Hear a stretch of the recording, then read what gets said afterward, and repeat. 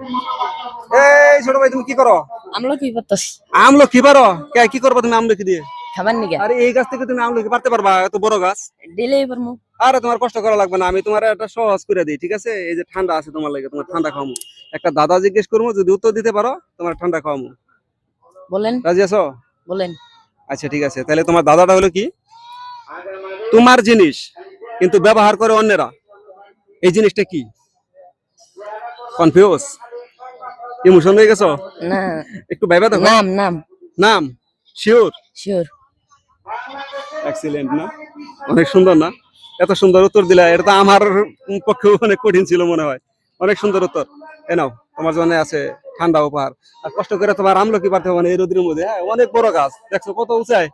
হ্যাঁ, এত উঁচা থেকে তুমি আমলকি পারতেছো, কেমন লাগছে তোমার? ভালো লাগছে। খুশি হয়েছো? খুশি। অনেক খুশি। অনেক খুশি। ধন্যবাদ।